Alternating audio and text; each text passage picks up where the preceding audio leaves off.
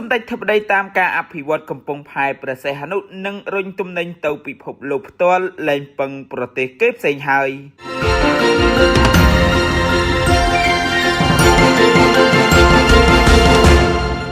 តាមរយៈការអភិវឌ្ឍកំពង់ផែស្វយ័តក្រុងព្រះសីហនុបន្តិចទៀតកម្ពុជានឹងមានសមត្ថភាពដឹកជញ្ជូនទំនិញទៅកាន់ពិភពលោកដោយផ្ទាល់លែងពឹងផ្អែកលើប្រទេសគេផ្សេងទៀតហើយនេះបើតាមសម្ដេចធិបតីហ៊ុនម៉ាណែតនាយករដ្ឋមន្ត្រីកម្ពុជាថ្លែងក្នុងពិធីសម្ពោធរោងចក្រផលិតកែច្នៃកៅស៊ូ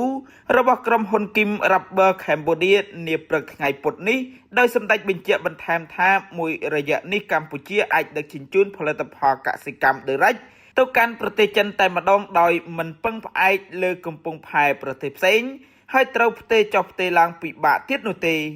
បាទហើយផលិតផលយើងសមត្ថភាពរបស់យើងឥឡូវលែងពឹងការដឹកជញ្ជូនតាមប្រទេសផ្សេងហើយឥឡូវ